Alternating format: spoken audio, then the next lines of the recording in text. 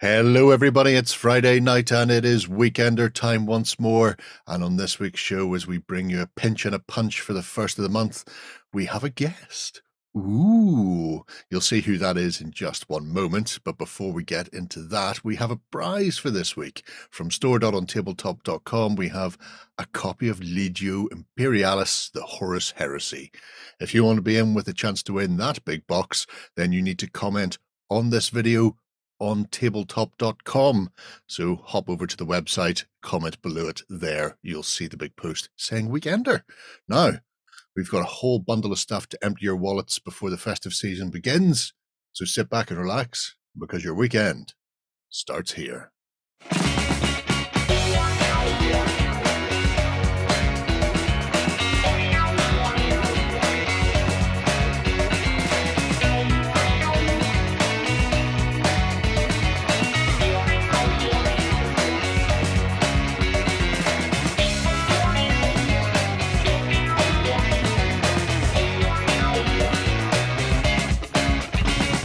Hello everybody and welcome to the Weekender. I'm joined this week by Ben, Justin and a visitor. A visitor? We've got stranger danger. The lazy fortress with us, Jack. Hello. Hi. How are you doing? How's the heat and weather over there? Here, it's rainy and gloomy. Feels like I'm in England or something. Yeah. Sounds like home. Sounds like here. Yeah, exactly. Sounds like our summer. My definitely not Italy. Jack is a maestro of 3D sculpting. We'll be looking at some of his stuff later on, but mostly he'll just be commenting on other people's stuff, telling you how it's not as good as his. Yeah, you're all terrible. You're all horrible. How the scales are too big. Miniatures aren't sculpted particularly well. It's going to be good. I'm looking forward to it. I'll try to be nice. No, it's okay to get a little salty. Before we get into the show proper, we have updates. First off, it's December. Pinch and a punch for the first of the month. Yeah. So if you can lay your hands on somebody, give them a bit of a slap. That's always good. That's probably going to be easier for some people than others, mind you. But Jerry, your hands are so big, it's like half the size of my head. It's the way to do it. But Benjamin and Justin, you're going to be all librarying it up as well. Sure. Yeah. So this weekend is a pretty awesome event. If you've not checked it out already, make sure to go and check out all the links and stuff. There'll be some stuff in the show notes about tickets and all that kind of thing. There's a board game day happening.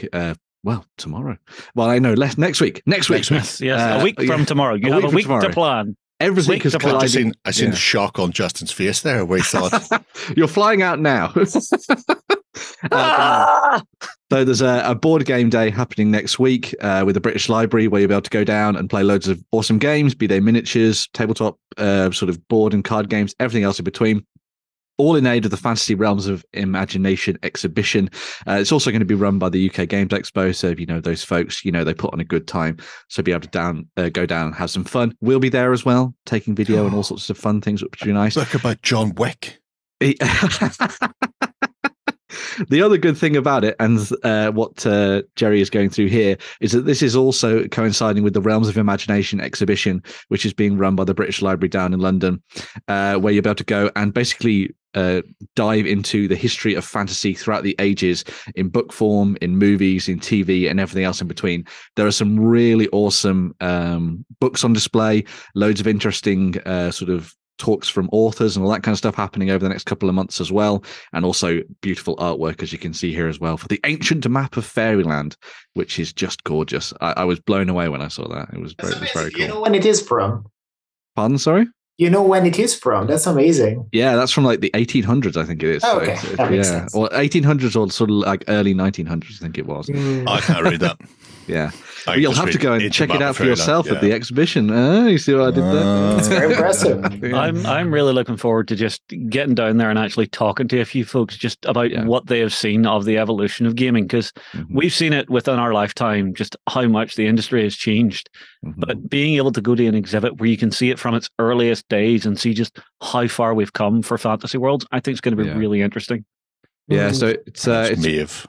It's well worth checking out. There's an article that I put together a couple of weeks ago, which you can go and read through, which kind of gives an overview of what you can expect from Fantasy Realms of Imagination and their exhibition there. It's just next to Euston Station in London. So if you've not already been, make sure to go and check it out. And if you can't get there, it's like a 7-minute walk from King's Cross. Yeah. So it's not too far away. So you can go to Platform 9 3/4 while you're at it. You can do. You can mix in a little bit of Harry Potter at the same time.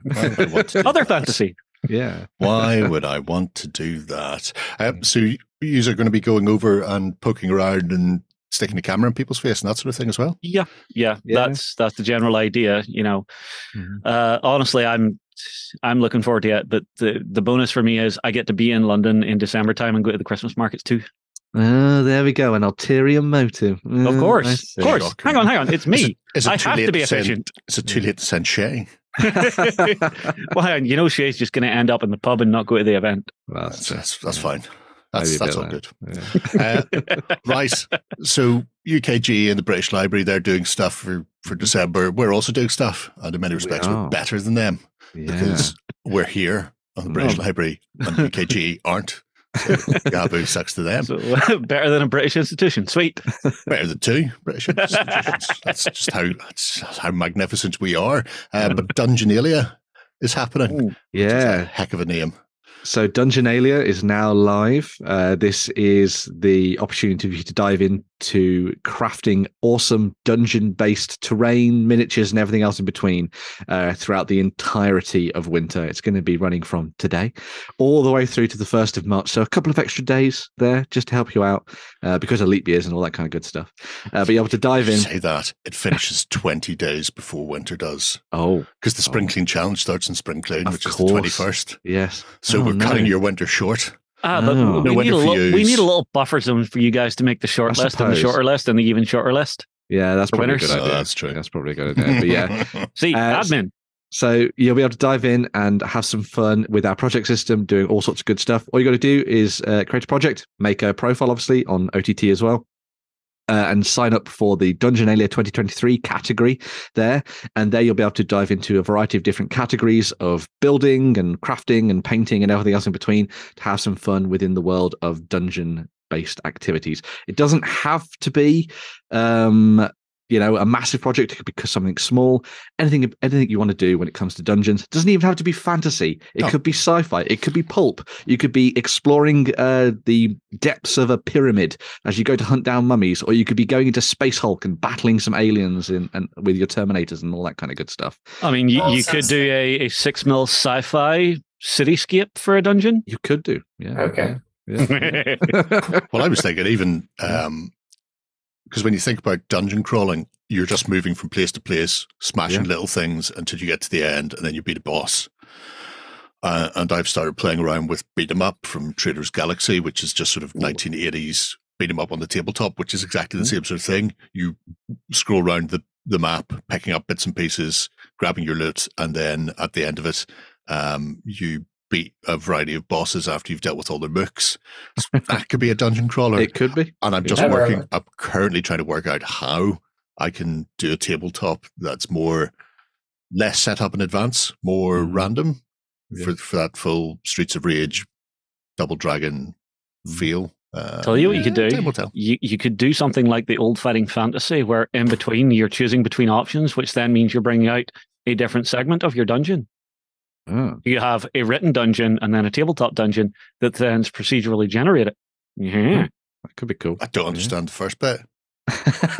So you have your book bit, but whenever you would come to your fight, you lay it out on the table. I don't have a book. Go write one. I'm not writing a book. Wow. Just not only no, but very much no. Just to sort of keep things sort of categorized in different ways, we have a few different options for you to choose from when it comes to diving in. So there's Dungeon Stonemason. So this is the category where you'll be building 3D dungeons. So this could be using plastic stuff, or it could be doing entirely scratch-built dungeons if you wanted to.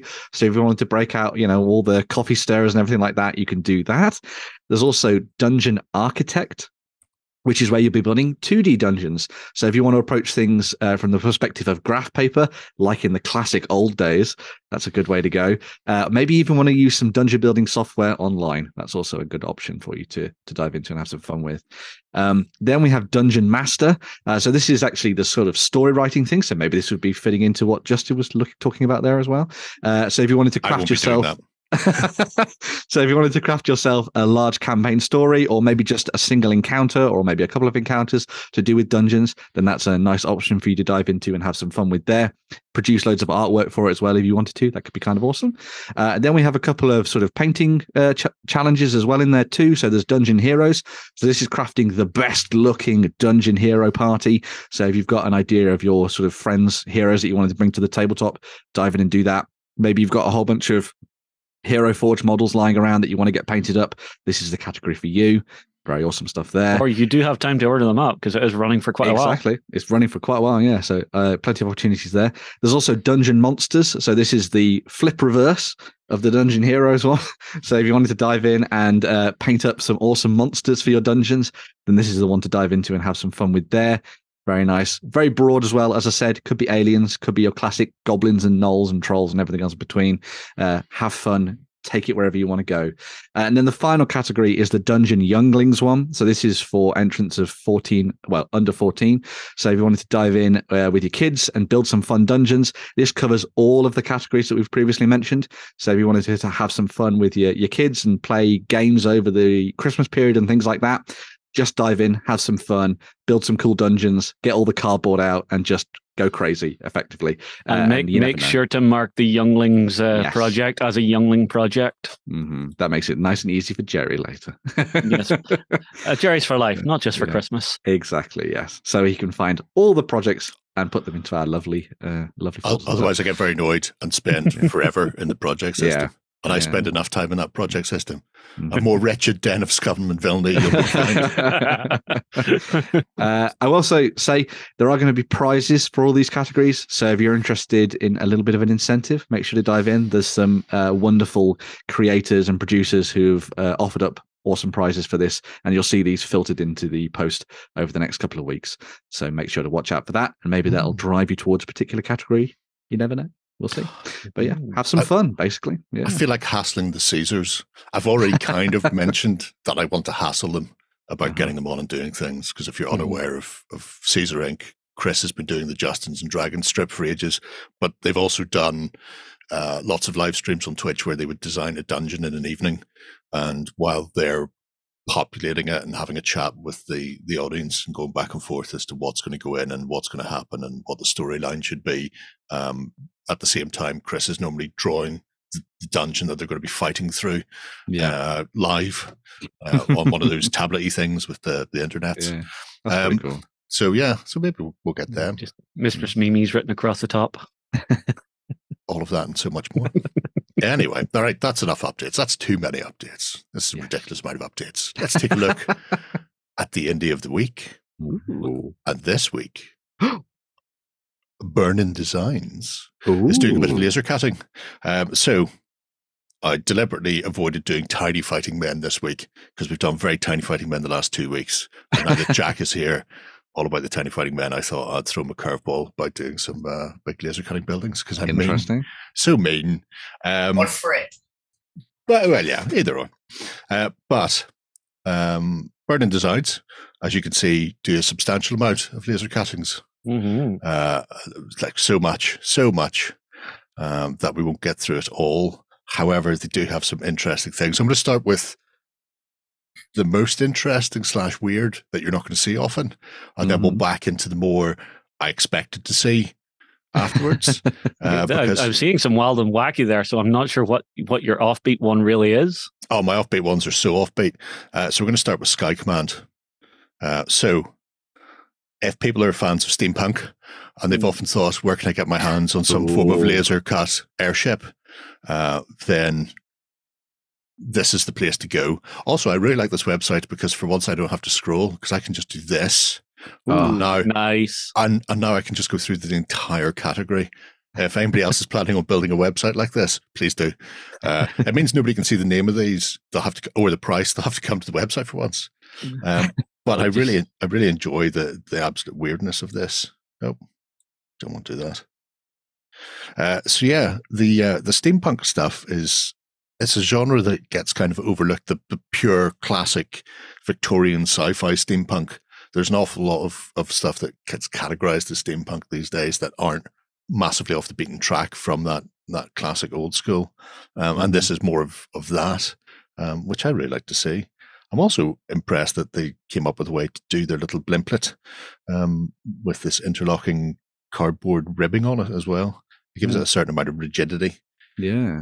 The only problem is getting a helium-filled balloon inside it to float it around the place. Where there's a Jerry, there's a way. Always. Yeah. It's always the way of things. But I really like these, especially, well, there's a classic one there. There's Bat-Bat. Oh, yeah. Yeah. For scale. The Conroy Bat-Bat, which, as we all know, starts with a couple of big blimps.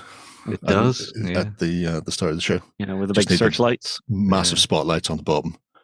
And there is just as you can see, a wealth therein of buildings. Very so cool. Depending on how you plan on building your airships, you too can do this thing. That is very distinctive, and I'm sure I've seen that in a film, but I can't remember what film. So answers on a postcard, please. I know it. Jackboots on Whitehall. Oh, I think. Maybe. Yeah. I could be wrong. I've never seen that, so it might not be that one. Oh, I'm not saying you're missing out. I'm not saying it isn't. I'm just saying I've never seen it. Where's my favorite? There's a little disco thing. I was thinking this could be kind of awesome if you did a tabletop that was quite high off the ground. So you had lots of big scaffolding and girders and ladders and all that kind of stuff going up into the sky. And then you had the airships strapped to them in between it. And so the skirmishes were all played out on that sort of high flying sort of tabletop. I think that'd be really cool. This I want to do on a winter board, like steampunk World War II Finns. Oh, that could be cool. Skiing. Just being towed behind it. Just skiing, yeah. I'm a little bit perturbed by the fact that Freya is leading a unit of marauders in Ripper's side of that as well. So I'm not sure what's going on there. That dead zone's gone very Clash wrong. Of Worlds. Clash of Worlds. It's probably best that, to be fair, I mean, they were hireable mercenaries, so maybe it's something she couldn't pull the rest of the Forge Fathers in for. Or maybe they just went, you know what, no Freya, no. But yeah, so steampunky, owning the skies, delightful. Kudos of the use of the cardboard bent this way. I like that they actually managed to put some rivets on the cardboard so it doesn't feel like just flat and it's curved, which kind of breaks the. For me, sometimes the problem with laser cut is that there is a huge limit, which is that everything has to be flat. But if you just put even a little bit of curve, then the limit is not as visible as it was before. It just becomes a technical challenge, but it's not like something that you see and is like, okay, this must be like laser cut because everything is flat. You just have to bend it a little bit. It works great. Yeah, there are a few places where that pops up here and there as we go on. Gaslands, the tabletop game for dinky toys. Can anybody guess what's going to be in the Gasland bit? Petrol stations. Better than that, dashboards. Oh, nice. That works. Now, you two can actually shift up and shift down. We played some Gaslands with a friend of mine, Clive. Clive loves Gaslands, and he'd found online little key rings that were gear shifts. And so he bought like a bundle of them. So when we were playing, we could shift, but you're always, it's not something that sits. It's always lying on the table and you have to pick it up and shift into the new gear. Actually being able to set it up and have a dashboard in front of you is just delightful. That is, and you can buy them in sections, by the way. So you don't have to buy the whole dashboard. You can just buy the little gear lever if you're just looking to do it on a lower budget because you want all of your players to have it in front of them, or if you want to go the whole hog and you want to have the that's really cool. The rev counter and all the rest. I want it all. Oh yeah, I mean, if you're going to be playing Gaslands, why would you not? Why would you not do that? Quite a few miles on that clock as well. Oh, very much so. Yeah. I mean, it's coming to the end of the year, so it's time to turn all the clocks back on the cars on the second-hand lot. But they also do probably a Skoda. They also do bits and pieces for the tabletop itself then, so gates and jumps and turns and the like, so you can actually populate your board with various billboardy-like things, which is always nice. And as you would expect, not you, Crash Barrier. There we go. Templates as well, which are what's needed. But I see a lot of templates fine. Lots of people make the templates. It's going to be a thing, but the dashboard setup just blew me away when I seen it, which was really nice. It's really pretty. Yeah. And look, you too can mark off when you've spun off terribly because you've been shifting too much. So yeah, a whole variety of things for Gaslands, which is a game that blew up massively, had a great second edition, and it's kind of, there's people still playing it, but it seems to be, you don't hear as much, which is, a little bit of a shame because it's absolutely cracking. Yeah, definitely. There are people playing it in 10 millimeters now. Like, okay. scaling it down, and just playing on a even smaller scale. Like, I know people who are producing whole sets of that. That's really nice. Lovely. 10 mils, nice. If you really want, you can set up the Las Vegas circuit from F1. Basically, yeah. Just travel Gaslands and play with micro machines. Micro machines. Yes. So you don't need a full 6x4. You can play it on a smaller board. Yeah, you can switch basically from Hot Wheels to micro machines. There is maybe a bit less options in terms of like a bit of a fancy looking cars, but you have a lot of weird stuff in micro machines too, and it's probably more expensive because at this point it's hard to find them cheap, but it's really nice. That's a super cool idea. But with some of the games out there that are small scale, if you want to upgrade your vehicles with some weaponry and stuff, I'm sure you can find it now, especially with the advent of 3D printing. Just scale it down. Yeah. Or just take a rod of styrene, and that scale it will work just as well, which is something a bit harder to do on larger scale. Anyways, there is a micro Gasland group on Facebook, which is very active. It's very fun stuff. Cool. I must go and have a wee look-see because I'm in the regular Gaslands one, but I completely missed a micro one popping up. Yeah. That's the problem with scale jumping. People tend to drift off and form their own little collectives. I quite like the blue foam box dice tower. That is really nice. It's just cute. Especially with, new series starting up and everything as well. So people will be diving into that 60th anniversary. People going and playing the role-playing game as well. So you could use this to roll your dice and stuff. Nice little addition. Or maybe just playing 7TV, actually. I would love someone to make one of these where you throw small dice in at the top and then bigger one come out at the bottom. There's like a lever on the inside. Yeah. Just to freak people out. That would be cool. You're not right. You've gone wrong, mate. Anyway, I can tell that. There are a little set of quick kits. And these are bits and pieces that you can chuck onto your tabletop that are very small, couple of pieces. Incidentals, I think is probably a better way of putting it. So, parking meters, ice machine, or a whole rake of stuff. And yes, you'll see when we hit the moderns, there are certain things that get referenced through burn-in designs that we all know who they are, because I think that's a Nuka-Cola there. So yeah, these are, again, it's the weird bits and pieces. Obviously for Bat, it's great. I even like how they've done the chain link on the swing set. I can't imagine that would be particularly sturdy, robust in the long run. I think I'd probably just go ahead and cut that right off. But for people who don't want to start adding chain to their own stuff, that's just interesting that they've done that. Wacky fun. Look, vodka martinis are like catnip to us cougars. It's great. It's absolutely great. I love it all to bits. So yeah, a whole rake of bits and pieces that you can chuck into your games, whether it happens to be a generator or a massive Liberty coin to put in the back cave. All of these and so much more. But if you put the Liberty coin in, you've got to put in the massive T-Rex. Oh, yeah, you got to do the dinosaur as well. Yeah. It's what we all knew. Batman's a hoarder and a collector just like us. Yep. The nodding Derek, which looks like it would actually rotate. It looks like it would function. Yeah. Which is a whole level of I can't be bothered with thisness. But I admire the fact they've done it. Yeah. You two can do it. Anyway, so yeah, the incidental pieces to dress a modern city. And we always talk about this, that you get a lot of terrain, but in the majority of the times the terrain is fauna, foliage, and buildings. And what you don't see a huge amount of are the things that lie about the streets. So you don't see, the blocked roads, the signs, the fire hydrants, that sort of thing. And apart from adding interest and making a city look like a city, it also adds cover.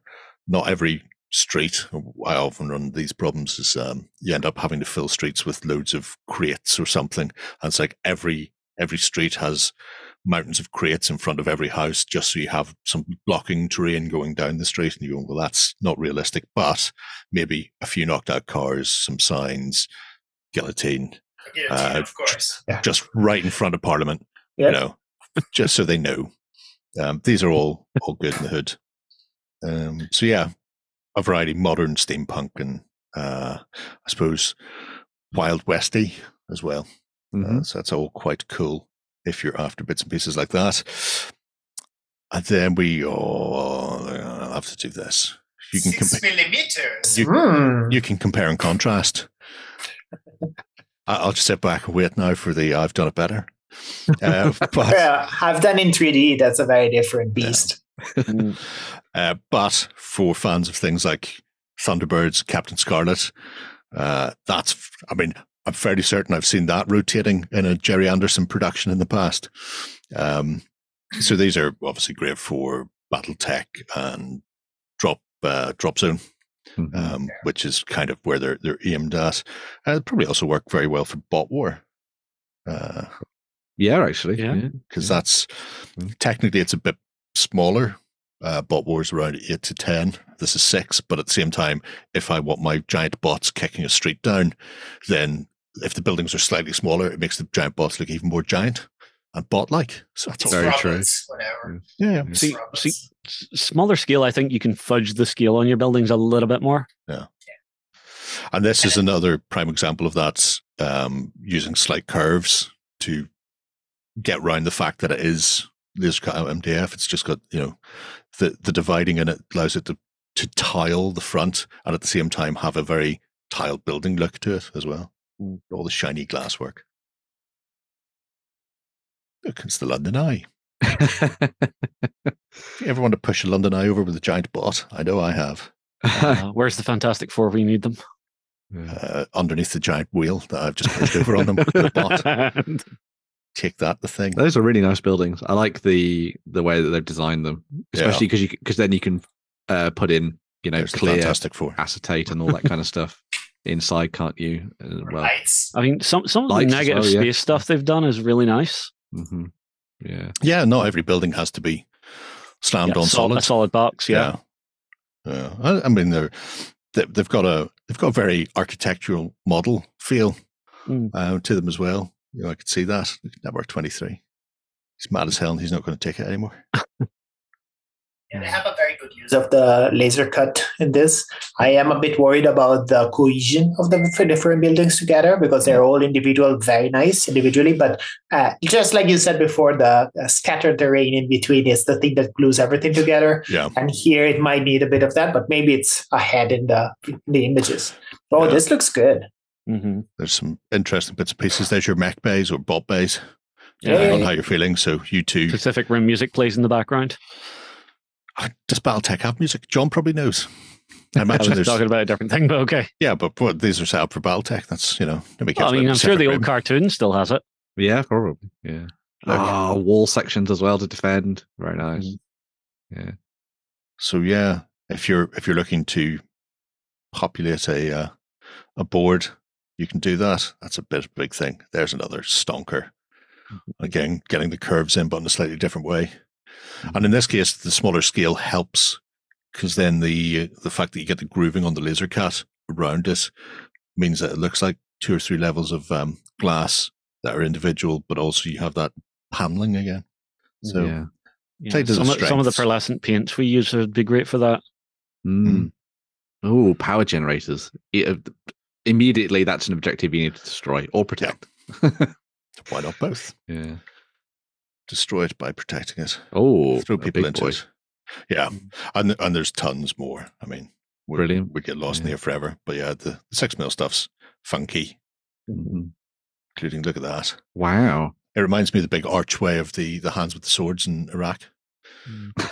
I'm getting like St. Louis vibes. Oh yeah, very true. Another Ferris wheel for you to push down. Yeah. If only there were superheroes underneath it. I mean. mech will have to do. But yeah, so the Federation's nice. quite funky. There are 2 sets of Old West. So Rock Ridge and Santapuco. Rock Ridge, where we go riding into town, a whipping and a whopping, a whipping and a killing every living thing to within an inch of his life. Ooh. It is a more Wild West Exodus steampunk feel. So very Ghosts of Mars. Oh yeah, that too. Yeah. That is one of the worst films I've ever heard. Oh, I know. That's why I love it, because it's so bad it's good. Oh my God. I feel like at that point, Carpenter was just trolling the audience. But yeah, so this is 32mm, slightly bloated scale, but with that steampunk sort of industrial feel to it in places. Obviously spot on for Wild West Exodus, which is what it's designed for. And as you can see, there's some Wexodus people being all Wexity around it.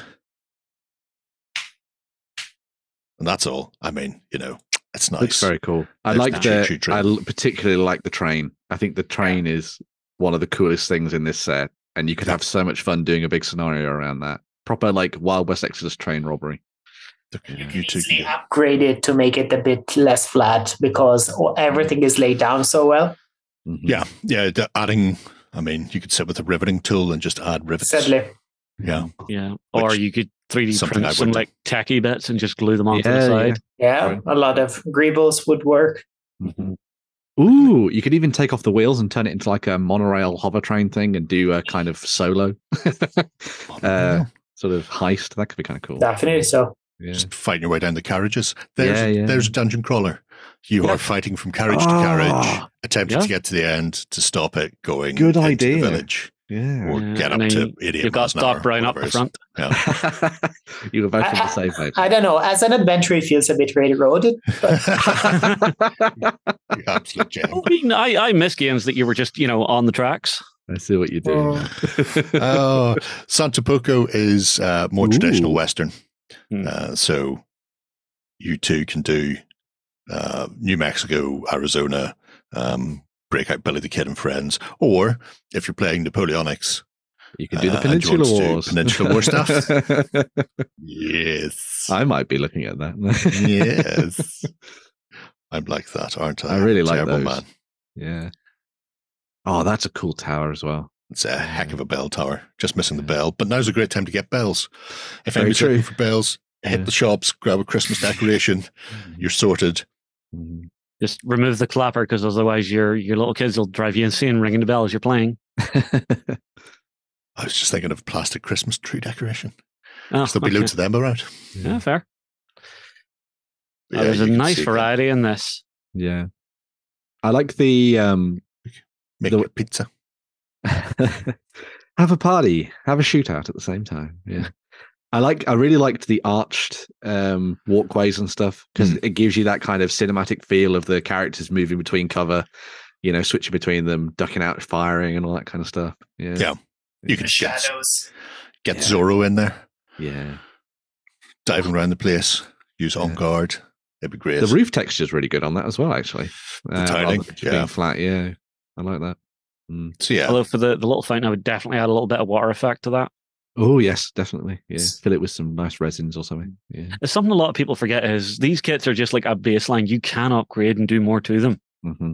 And let's be honest, especially with some Adobe buildings or close to Adobe buildings, you can totally apply some bluster. You can just send them down a little bit. They will increase, like the wow effect is going to triple in no time. Of course, they didn't do it because they have to show the product. But if you're buying it in very little time, you can have a huge improvement. Oh, yeah. Ooh. A look at some of the Sci-Fi. Kind of feels like Sci-Fi Vietnam. Oh, yeah. Suppose you could do that. I'd never even thought of that, yeah. Yeah. All the hats. Mm-hmm. You two onto your VTOL landing zone. Stick them in some trees. Get some little teddy bears. I really should paint my enforcers for Dead Zone. Is this just pushing you to do that? It's kind of pushing me to do that, yeah. Maybe a little bit. Little update for me. I've got 2 units fully done for my orcs now. Oh, there you go. Yay! Yeah. For me. Yeah. You could run those as Marauders in Dead Zone. Yeah, I could do. I really like these, though. Moo, Nice. moo, moo. nice. They've been done in such a way that you could have these as kind of have. I could see them as sort of floating things that you'd have in sort of an ocean board, as they're kind of done there, or you could mount them higher, as we were saying, in some trees. Maybe do something a little bit Ewoky, perhaps. Oh, you could do a skyboard. Do a skyboard, yeah. Introduce those airships we were just looking at, and kind of sci-fi them up a bit. That could be cool. Yeah. Again, things to blow up. Fuel containers. Things to push people off, Ben. Things to push people off as well, of course. Isn't that the main thing? Yes, it's just pushing the people off things. Find something high and push them off the top of it. That's why you want to do a skyboard. It's so that everything is push-offable. Yes. Yeah. And I'm going to have... Sorry, go on. This one is really calling for Stargrave for me. It has that. There is a bit of dungeon-y feel in there. Like you can go around, you can have like a story happening there. Really works well. Yeah. Sorry. That would be super cool. Totally fine. Yeah. We'll go Dagger's Reach first. There's a lot of fantasy. A lot. And it's, what you would expect to see in a fantasy board, some Tudor-esque buildings and some fortifications. Hello, Frostgrave and or Mordheim or something in between. Yeah. See, this genre is where I really think some of the laser cut stuff shines those Tudor houses because it suits with the actual design aesthetics so well. Oh, and you can do the seed pack those smash gaps as well. with rocks and yeah. And away you have like one dead body hanging out of it. Crushed under the rubble. Man, if you've been watching Kingdom of Heaven, I think most of the wall was made up of dead bodies based on the amount of people between the breach. Oh no, you died building it. You're now hardpack. I really like these. Lots of detail. And again, so easy to upgrade and just enhance what you're getting. And it's one of the things that I've always said about. Obviously, I like kicking people off things in miniatures games. Yes. But it's the height element is so important, I think, because it gives you the idea of scale all the more. Because you can have lots of floor level rubble and that kind of stuff, but actually having tall buildings with lots of stories that you can run through, especially for skirmish games, is just so important, I think. Because it means that you think in different dimensions. More creative ways to kill people. Yeah, exactly. Yeah. I could just shoot this guy in the head, but what if I pushed him off something and then shot him in the head? Or shot him in the head and then watched his body fall? That's what the bullet and the fall killed him. Yeah. So, yeah. You're just the absolute worst. I'm never going up anything tall with you, ever. Anyway, the last one I want to shine light on very briefly is the Metro City. Yeah. And it has Brondo. It's what plants crave, which is always good, I feel. And these are, so is this like treated stuff? So it's got the covers over the top of it. It looks like laser cut prints. Very cool. These are they're designed to be skinned with like paper printed, right? So these aren't printed designs onto the MDF, or at least not at the moment, I believe. Okay. The idea is that the buildings are relatively easy to sort of store and stack, and then if you want to get a quick effect on them, then you use the so it's like a basic facade, and then you just apply whatever you want over the top, kind of thing. A touch of PVA and the squeegee. Very cool. Being able to do things like that, putting like full nice graffiti on the side of a building. I like the little trick of the depth perception there as well, with the corner sections and things. It's a really nice. And that's something. I mean, we've talked about this. Sarissa do wallpapers and carpets and stuff to do the interiors. Obviously, there are a lot of people who've done paper terrain and cardstock terrain, which have got the textures on it, and railway modelers use it a lot. I think I've got some HO scale and a Hugomont somewhere from forever ago when I was thinking about doing Napoleonics, and just somebody was saying, I think it was Warren actually recently, was going about the durability of cardstock and papercraft it's just not there, and just thinking, but you just glue it straight down to something like this. Look, that's that game. Remember the car game with the clown ice cream truck? It's like on the PlayStation. Yeah, Carmageddon? No, it was Twisted Metal. Twisted Metal, that's it. That's the one. That's why you're here, Justin. Factoid brain for the win. Although, talking about cardstock, do you remember whenever we did the old Flames of War event where we made Lodoslavia? Lodoslavia, yes. Yeah, those buildings are still fine. Ghostbusters. Every last one of them is grand. Ghostbusters. You get to send someone in to turn off the power.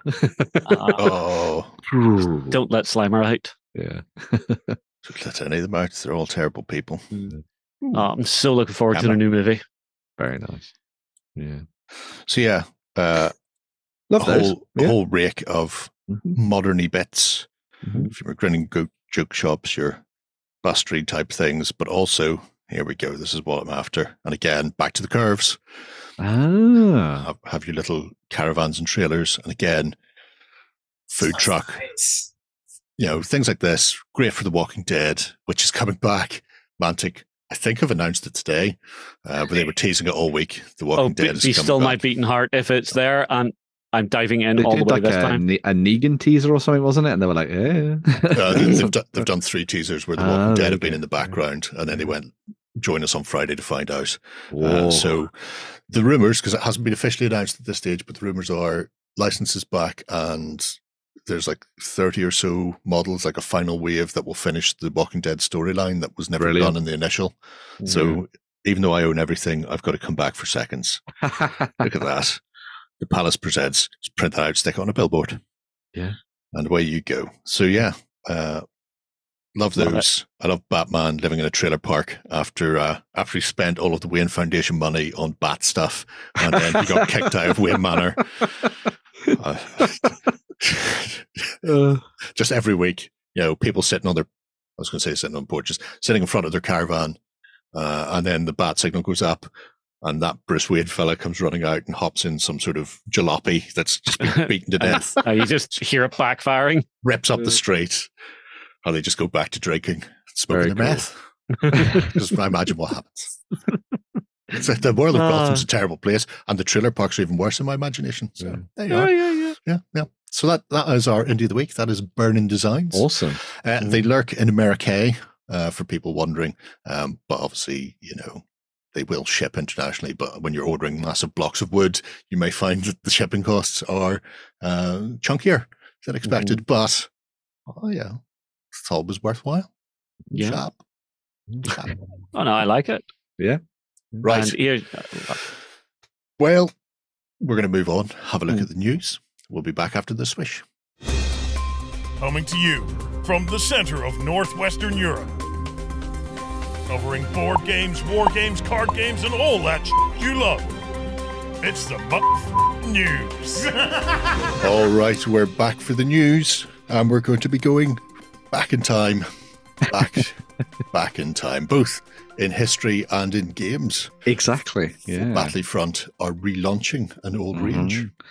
Yeah, so Battlefront Miniatures have announced, actually over the last couple of months, really, that they're going to be relaunching the Great War range, but now it's finally going to be arriving throughout a variety of different stockists across the world, in the UK and in Europe and in America as well, where you're about to dive in and pick up the awesome Great War range that came out back in 2018.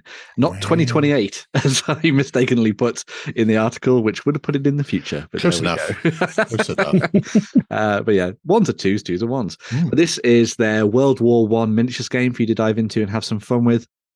They're actually going to be releasing everything basically as it was back then. So if you're somebody who was playing the game back in 2018 and you just want to fill out the collection with stuff that you might have missed, or maybe you just want to get started and sort of match the game with what your friends are playing and stuff, then there's loads of different options for you to choose from here. There's all the starter sets for you to choose from. So you've got the British, the Americans, the French, and the Germans. Yes, this is set towards the sort of latter period of the First World War. So this is when you get to see the big tanks rolling in and all that kind of good stuff as well, which is always nice to see. But one of the nice things about this as well is that you're going to be playing around with loads of infantry at the same time as all that stuff too, and trench works and blasted forests and ruined cities and everything else. So it's looking really, really cool. And as I say, should be popping up from a bunch of specialist retailers over the next couple of months. So if you're somebody, as I say, who missed out, this is a great opportunity to dive back in again, really. So yeah. My command section has to be Blackadder. Yes. Also handy if you fancy doing all quiet on the Martian front. Exactly. Yeah. So this is 15 mil, so that works perfectly well for that. Another thing that I was floating as an idea, which would be kind of cool, is that obviously people are liking the idea of getting a bit weird in World War One. So maybe if you wanted maybe if you wanted to do that, that could be kind of cool. I do want to see some of the mat companies do like a torn up Earth mat. Yeah. So there we go. Perfect. Oh, there's a few of them out there. Just a whole 6x4s filled with craters, which will do your no man's land, and then you can just push as many tanks across as you can possibly manage. I am such a big fan of the classic land ship design of those tanks from World War One. Just the big hulking beasts just rolling across. Things like the Saint-Chamond. Oh yeah. It's a brute anyway. But I think we were talking about this with All Quiet as well. The really long, drawn-out tracks on them was so they could bridge those trenches. Yeah. And that's, always fun to do anyway. Look at my tiny trench. Look at the tanks going right over the top of me. Yeah, look at me be a French tank with a big long body and tiny tracks, and I get stuck. I was going to say, the other thing that's really nice about this too is that it's another game about World War One.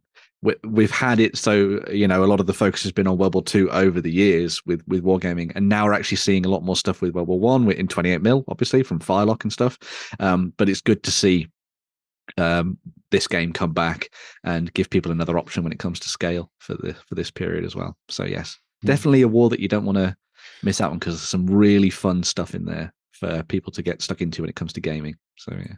So curious to see how curious because I didn't play it myself, but I'm kind of feeling like the roles of Flames of War might actually work even better in World War One.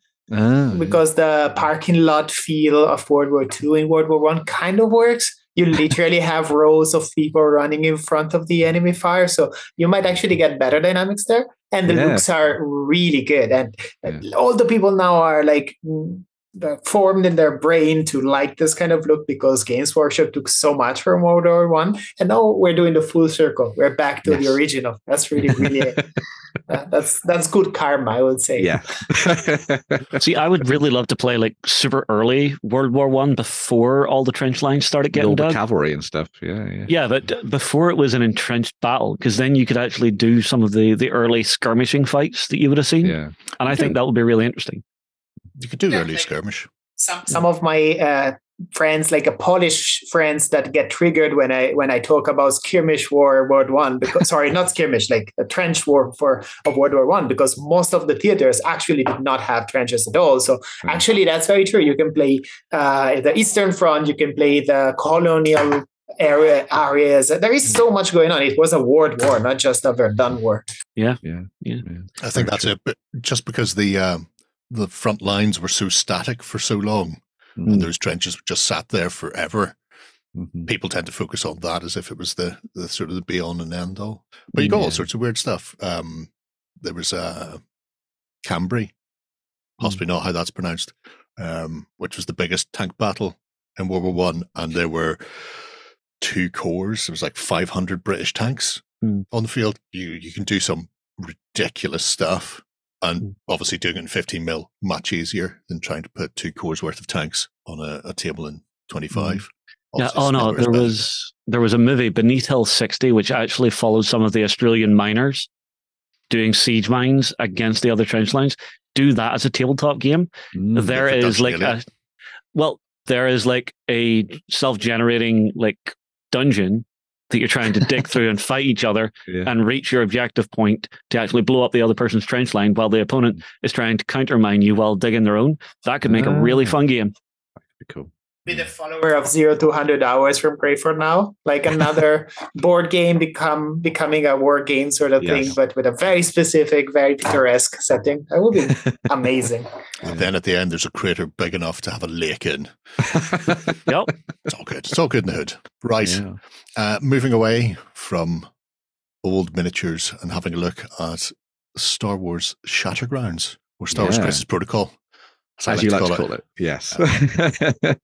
So this is a couple of new sets coming out at the start of 2024 for Star Wars Shattergrounds. we saw that they were doing stuff for Legion last week in the show, but this week we're going to be talking about their slightly larger scale stuff. So this is like 40 mil. There's going to be 2 new squad packs coming out for the game towards the end of January. You can already go and pre-order these from their web stores and stuff. So the first one of these is Fearless and Inventive, and this is a great set for those people that want to infiltrate and or raid Jabba's palace. So you get the awesome version of Luke Skywalker there in his wicked black outfit. Oh, looks so cool. Very awesome.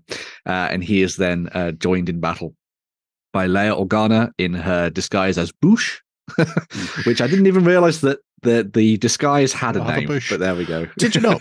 No, I didn't know at all. But yeah, maybe so it's something that's mentioned in the movie that I didn't realize. But no, but it was mentioned on the packaging of the figure from the movie, which I still have somewhere. Yeah. Not the packaging. Yeah. Packaging goes away, so I can play with the toys. Keep the toys. Yeah. But yeah, so you've got Luke Skywalker there and Leia Organa, and then helping them in their endeavors, you have R2D2, as you would expect, alongside the badass that is Lando Calrissian. That disguise had a name as well, but I can't remember what one that is. Okay. Yeah. It's interesting they've gone with those for Fearless and Inventive, because I would have thought put Leia in with Chewbacca, because she does bring him in chained up, and then put the droids in with Luke. Yeah. Maybe we'll still see them. Maybe we'll see a carbonated Solo as well. That would be cool. A nice little carbonated Solo terrain piece to put on the board. That would be objective marker. Yeah. One of the other sets that they're going to be working on as well. Oh, before we move on, it's a shame that Lando is in that kind of like static pose. I would have liked him to look a bit more animated, but there we go. It's weird. He's in the guard pose where you see him pull down the mask and give the wink so everybody knows it's Lando behind the mask in the palace itself. Yeah. And then Leia is in a fighting pose, and she was never fighting as Bush. So she's only ever in a static pose with the thermal detonator. So she should be static. Holding a thermal detonator. And Lando should be the one swinging that force pike. Yeah. As he was on the barge. Yeah. Anyway. But yeah, if you're interested in this kind of era of Star Wars, the second pack is called Fear and Dead Men. And this is a set that contains the mighty Vader. Oh, so good. So yes, you've got Vader there with his lightsaber at the ready, bringing it down on some poor unfortunate's head. Just destroy those rebels. Ha ha ha ha. And then alongside him, we have Lieutenant TK289, again, named character, which I thought was pretty badass. So you've got a Stormtrooper Sergeant who's probably better at hitting than his companions. Probably got laser eye surgery. Yeah. And then he's joined by 2 regular Stormtroopers as well. So you can sort of expand things out a little bit there. What's quite nice about this set in particular, I think is quite good, is that it feels like this one could be expanded on very nicely with additional packs, because you have the core Stormtroopers in there that can sort of fit in with anything to do with the Empire. Whereas with the other set, you're very much focused in on a particular sort of vignette within Return of the Jedi. Yeah, and stuff like that. But apart from Luke, obviously, he's Luke. And it would be very cool to see these two paired up against each other, because it looks like they work very, very nicely in a duel, because you could have Luke's lightsaber blocking Vader's. Perfect. It's probably what they were thinking of. Yeah. I imagine. Also a moment of appreciation for the person who put the grating under Darth Vader to explain why the cave is moving that much. He's got the Marilyn Monroe pose. It's coherent, at least. Yeah. Very cool. That was probably accidental. I don't think they realized that when they stuck the bases on. That is an annoyance. Whenever you see a character's hair just going woof up behind them, it's just like, why? It's the anime heroic thing. It's to tell you that they're a hero. So yeah. The answer is the Force. The answer is always the Force. Really nice sculpts. Yeah. I'm still waiting for the Legion Fire Seal, mind you. It'll come eventually. I'll get it. I'll get my cheap stuff. Don't you? Yeah, that stuff will be. It's Star Wars. It wouldn't be a fire seal. It's a plasma seal, I guess. But that stuff will be out towards the end of January. So if you're looking for stuff for that kind of era of Star Wars, watch out for that. There we go. Sweet like candy. Now, Colin has been up to more stuff for Ragnarok. Oh, yes. So these are not the usual Dark Age things. No. So a lot of stuff that has been worked on by Ragnarok Miniatures in the past has been around the idea of Vikings and all that kind of good stuff. But as everybody knows, Colin has quite the love of Middle-earth, as has been shown with his wonderful take on Gandalf and Bilbo and stuff from the Battle of Five Armies, which I think is quite nice. And this, again, is a little bit of an ode to Middle-earth, because this is his work on the Woses. So for those people who haven't read the books, the Woses, the Druidan, the Pucklemen are the ones that help the Rohirrim get to Pelennor Fields and sort of keep them out of the eye of Sauron's forces. And they are the sort of guardians of the woods that really don't like orcs. And so this set has been designed so you can build yourself your own collection of Woses fees on the tabletop. And you don't even necessarily have to use these for Middle-earth. You could use them for something else entirely. So the set comes with 2 characters. So you've got Garn Gunagarn. I see what they've done there. Who's your leader for your faction with his badass shield and everything at the ready. And then you've got Khan Nakad Khan, who is your sort of shaman that you could use. I like to think that he's preparing a Hail Mary throw for that head. Right. So he's about to pitch it like a football. Looks like you don't think there's a couple of chestnuts inside that and he's using it like a rattle? It could also be that, yes. I hate to say it, but it looks like a shaved Ewok. Well, I suppose so. But sorry, what was that, Jack? Or a selfie. Looks like. Yeah, very true. But yeah, so this set also comes with a couple of awesome warriors for you to choose from as well. So you've got the javelin throwers there at the ready, getting stuck into an ambush. Then you've got the spears and shields as another option for you to choose from, and then there's bows too, which is very nice to see. So they've done a really nice job there of kind of filling out this collection to give yourself effectively a huge army of Woses to play around with. The thing that I particularly like about this as well, as someone who plays a Middle-earth strategy battle game, is that it's quite hard to get your hands on Woses. In fact, almost impossible.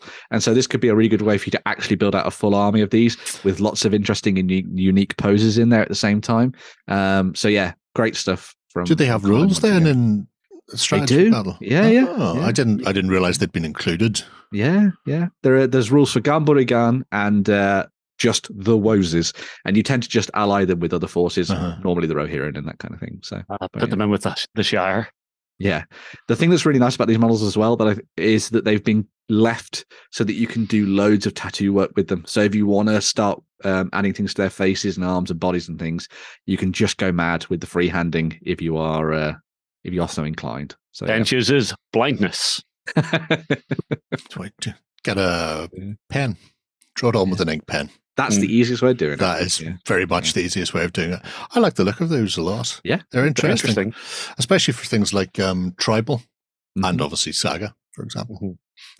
But having because obviously tribal has a few different iterations, not just the sort of Maori Pacific Islander sort of stuff, but they started off with Primal. Is that the initial game was Primal? So that was fantasy-esque early tribes coming together. So yeah, having more primitive style humans sort of is always good to have, and they've got that sort of pot-bellied pygmy kind of feel. Something good for Savage Core as well, if you're looking to go down that route. Savage Core. Oh, I hadn't thought of Savage Core. Oh, you're a little legend, Ben. I'm not going near Savage Core because there's a lot of other stuff on that website that I want to buy. Oh, yes. And so I have to be very careful when I visit that. So lucid eye. I bought this gift for me. Yeah, I do that a lot. If anybody hears a knocking, by the way, it's Dungeon Saga Origins arriving. The UPS tracker's on my other screen here right now. Oh, see, you just see Jerry just body dive off the screen. There's another present for me. Right. Dystopian Wars then from Business Daddy. Yeah, another range. Yeah. The folks at Warcradle Scenics and Whaling Games have been working on a whole new set of 10mm wargaming terrain for you to drop into your games. So this set isn't going to be coming out until next year, so it's going to be sort of like an early January product that you'll be able to pick up. But they wanted to get it out there into the world now so you can have a look at pre-orders and stuff, because this would be perfect for those people who are diving in to play games like Legions Imperialis, perhaps. And also their game that's coming out next year, which is called Armored Clash. So if you're interested in building up a fun set of terrain, this is a great option for you to pick up and have some fun with.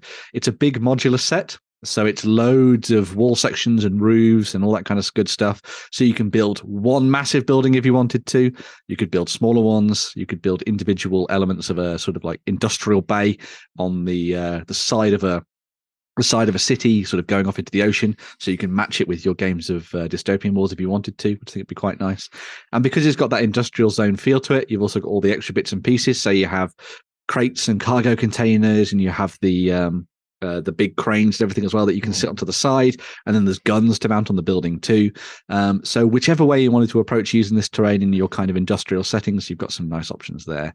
And as I said, great for Armored Clash, Legions Imperialis, and then Drop Zone Commander as well could be a good shout for this one. So yeah, very cool. Battletech. And Battletech. You've missed the oldest game of all. And Battletech. Yeah. Saving the best for last. I'm assuming, based on the cranes and like which have popped up in the oil rig set, that the little circular modular bits then will be compatible with the other bits from those. Yeah, probably. Yeah. So you're starting to stick some magnets in them. Yeah, and have some they dry fit particularly well. You can just plug and play. But it means they're starting to develop more things that have a certain amount of cross compatibility, modularity as far as terrain and objectives go, which is nice. See, I would love to do some industrial platforms for these and have it like an ocean-based, enlightened like research station. You're really on fire for ocean at the moment, aren't you? Yes. We should make you play some sort of boat game. Out of the games, Dystopian Wars is one of the ones I really, really like. There we go. There you go. I should make you play Shay. But no, I think it looks really cool. Nicely detailed. Should be really fun for Armored Clash when that rolls around next year as well. And I think there's like 450 pieces in the set. So plenty of plastic for you to be playing around with. It's as tall as a tape measure. That's another one of those standard reference tape measure. Standard reference tape measure for all of those. Where's the ball thing? There's the ball thing. That's the model from Armored Clash, yeah. So. Is that what that is? Because that's very tripod World War One. Yeah. I've seen big World War One ball things before. I think the Germans donutted around the place in them quite a lot in a previous iteration of tripods. That's going to be interesting. Yeah, actually going on to the land. No boats there, Justin. All boats they'll have to set off a couple of miles and just shell. Jerry, it's fine. There'll be a convenient canal built into the board. Convenient canals. A well-placed fjord. I'm just gonna put the evergreen across the middle of that convenient canal and stop you ever getting anywhere near me. Yeah, so fascinating. Plasticky things. Easy there, Tiger. Right. John Blanche recently disappeared off from GW via the medium of retirement, but not soon enough to be involved in the Talking Miniatures book. Yeah, unfortunately not. That Robin and John did, which I got my copy. It's great. Didn't get credited for fixing their mistake, mind you. But still, is what it is. However, if people want to know what John has been up to, he does have his own book coming. Yeah, so this is the officially licensed biography of Mr. John Blanche, the Lord of the Grimdark. So yes, this is going to be coming out from Raoul Parther and Wombat Wargames. It's designed as a book for you to dive into and have some fun when it comes to exploring not just the art and miniature design of John Blanche, but also the person himself as well. So kind of like his views on things and on all that kind of good stuff as well. I think it's quite a nice little touch to this because it's sort of delving into the mind of Blanche effectively.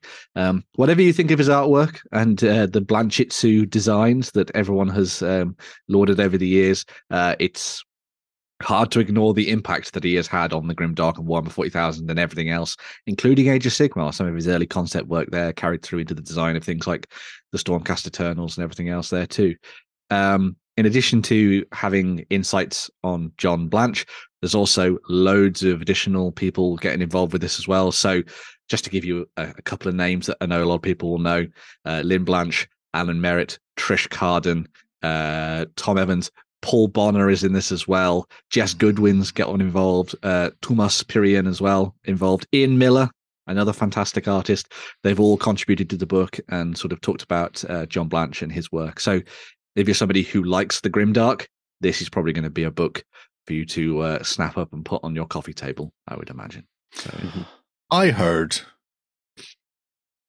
because it's going to come out via Amazon. Yes. But I heard the initial pre-order run might be slightly different from the one that hits Amazon later on, and I can't remember the initial range with the initial a certain amount of them were signed, I believe. That's it then. That is now definitely gone. They're definitely gone. So unfortunately, you won't get John's signature, but it's still going to be available as you say, Jerry, through Amazon from today. You two can do John's signature in the Blanche style by signing in a pen and then throwing a cup of coffee at the page. And nobody will know the difference. Well, no, it's that, or you get your copy, you find an event he's going to, and you hunt him down. Yeah, that's true. That's it. Yeah, true. You know, he does go to bring out your lead. So yeah, to get a signed copy, hunt your favorite star down. Yeah, in a good way. No, just hunt them, chase them around. And it'd be interesting because he's a fantastic artist. Mm-hmm. It doesn't always come across because he developed that style because they needed to fill a book very quickly with lots of stuff, and he can churn out lots of those inky sketches. But things like the Night Panther over the Breakland, it's sort of it's like an oil painting, full color oil painting. It's absolutely stunning. It's one of my favorite bits of art. Full stop. Never mind just being from the Warhammer world. So it'd be interesting to see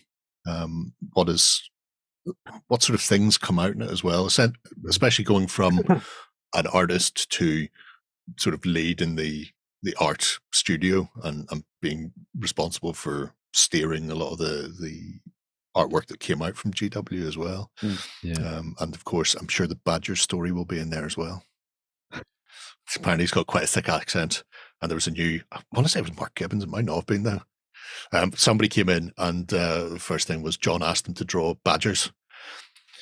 And he went home and was going, he said to his dad, he wants me to draw badgers. I was like, he had to work up the courage to go back the next day and ask. And he wanted him to draw badges. So like the symbols for each of the race. So like, here's a Lizardman badge, here's a Skaven badge. But that sent him into a mild panic for the first day or so at Games Workshop. Love it. Anyway, I digress. We shall be rounding up the news with some Medbury miniatures millmen. There's no third M there. Yes. So this is not Windy Miller, but yes, if you're looking to dive into a little bit of medieval warfare on the tabletop, then you might want to pick up some of the new metals from the folks at Medbury. They do amazing stuff in the 3D printing sphere on Patreon and all that kind of good stuff as well. But they've more recently been releasing a lot of their stuff as metals for you to pick up at the same time. And this is one of the more recent medieval sets that they've done. So this allows you to effectively make the core of your medieval force on the tabletop. They've got a couple of sort of command sets. So you have the commanders that we just saw there with their swords and shields at the ready, and then you have the access to the hornblower and the standard bearer at the same time. So if you want to build up your regiments, you've got some nice options there. Just sort of double up maybe the hornblower and the banner bearer one, and you've got separate them out into two units if you prefer. And then on top of that, they've also done a full regiment of billmen / spearmen for you to play around with as well. So the set comes with wire spears for you to use, but they've also done like a plastic sprue of bill hooks, bill hook heads, so you can just put them onto to make the pole arms.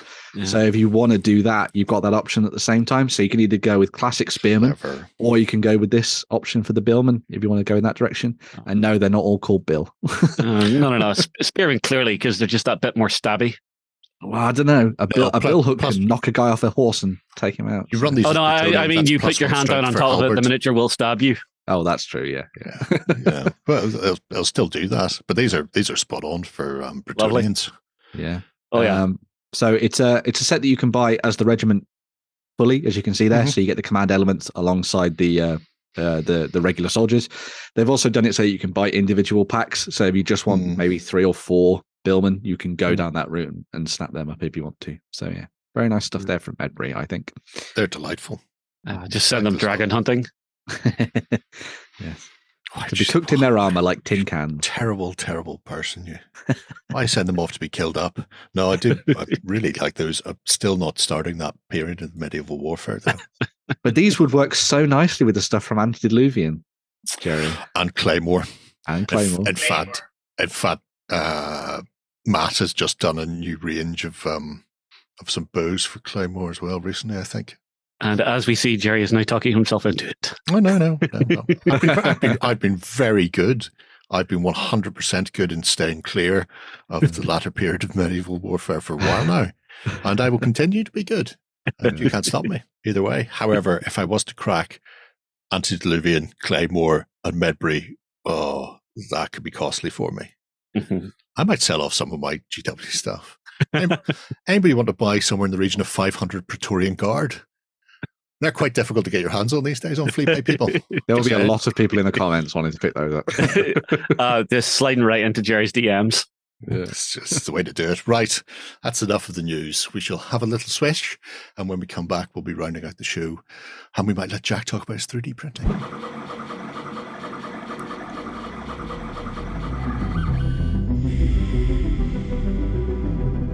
Okay, we're back and ready for some 3D printing. And this week, it's full spectrum dominance. Who would have thunk it? Shock horror, surprise. Before we get into the second wave, which I think is probably what most people are going to be interested in, if people have not seen the Let's Play or our lovely interview from last year or the year before. Last year. Last year, yeah. About a year ago. Yeah. Full spectrum dominance then. It is the pinnacle of tiny fighting men in tiny fighting buildings. In a in a high quality, but very, very, very small terrain that you've been working on for a while, along with a Saga-esque rule set where it's all dice mechanics and management. Do you want to explain to the kids at home what I've said, but properly? I can try. So the whole idea of the game is that I am a person with a limited time, a person with a limited space, and I cannot fathom to play on a 6x4 table. It's something, it really doesn't fit in my place. It really doesn't fit in my mind. I cannot think of something like that. So we always try to, me and my friends, that the game has been developed by me and DeFeo, who is my sculpting buddy and game developing buddy, and we together with friends, we always had a bit of this issue. So all of the games we tried to do so far always have been targeting small stuff. Even if the game is small, even if the scale is small, you can go smaller. So even current Legion Imperialis, the current trend is that you should play with a full table with a amount of stuff that no reasonable human being can actually paint to a good level unless they're doing it either professionally or they're really into it. So having something a bit more realistic, a bit more of a size that you can actually afford to play is good. I always liked the ideas of Saga. I always liked others' ideas from other games, and creating new rules, new mechanics is always something that fascinated me. There are already great games out there. If I make a new one, I try to make it different. Otherwise, it's just a variant of an existing game. And so what you have with full spectrum dominance is that you might, depending whether you like it or not, but you might get the experience of a proper combined arms skirmish. I say skirmish, even though, of course, individual miniatures are not a thing. Like, you don't get an individual infantryman running around. You get groups of 5, 6, whatever you want to play, put on the base, and you get like maybe units with 2 or 3 bases of infantry. But still, the way the game feels is the kind of game where each individual base matters. You don't have bases that just disappear and it's like, oh yeah, I have a lot of them. You actually have each individual vehicle having their own troubles, their own issues that happen during the game, and then you have to deal with that. It's nothing groundbreaking at all. It's just a skirmish, but playing a skirmish in this scale on a table that has the size of a kill team or like that kind of size, more or less, like the 3x2 size of the table is something that really I really wanted to do, and it's really nice that now we have it.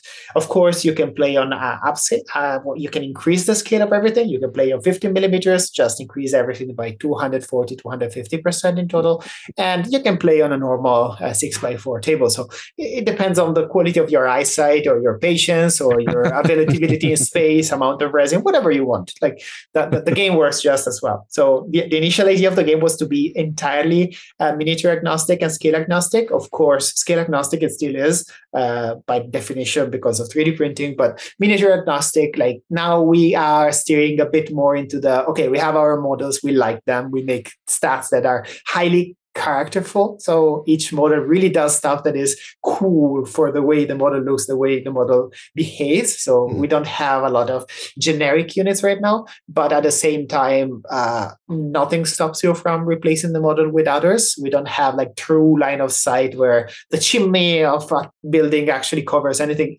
You just play like that part. It's barely touched in the rules. Actually, we've been I tried to be extremely thorough in the room, in the wording of the rules, but this kind of part is really something that I think it belongs more on the local players agreement sort of thing. It shouldn't be part of the rules.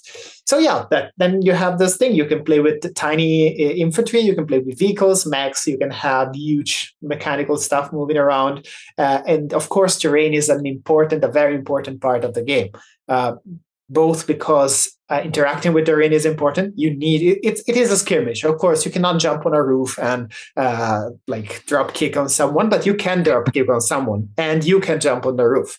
So it's just like it doesn't have the kind of mechanics that Wargame might have, but the use of terrain, the way infantry behaves in a very different way from vehicles, because it goes through terrain. It can actually hide into terrain that other units cannot use at all. I think that creating a beautiful table is an important aspect of the experience, but it's also an important aspect of the strategic value or the strategy you're trying to have in a single battle. So recently you announced that in the new year, Medbury are going to be publishing a physical set of the rules, but that's not going to be the only way that people can get their hands on it, because currently it's downloadable. It's a living sort of rulebook. Absolutely. The game has always been a print and play and will always be a print and play, but we have been working with Medbury to find out the best way to put it out as a printed manual too. It's actually very important for the reach to get as many people as possible to actually understand what small scales are to begin with. Now, sure, Legion Imperialis now came out, but it's going to be very self-contained. Having something a bit more elastic, something that you can just get the manual and play is very important. It's not super easy. We had to figure out the best way to allow people to both print the stuff, the cards in particular, or have the cards. The manual itself is going to be hopefully very fancy. We're going to add a lot more stuff that is not in the current manual. But of course, that stuff is always going to be available digitally too. So depending on whether you want to have a very beautiful object to play with, or whether you want to have something that updates regularly with all the stuff as well. Yeah, having both options is definitely the golden for all people like me who don't do PDFs particularly well, having a book is just a joy. Because and I've tried. Oh Lord knows, I even bought a tablet at one point. I just can't get. I can't get PDFs. It is now a paperweight. It's not been plugged in a couple of years now. I don't think it works anymore. But so the initial Full Spectrum Dominance has a set of terrain, which we've seen some of which down at the bottom, and two factions. It has that lovely favela sort of sci-fi Brazil kicking off in the craters. But you currently have Wave 2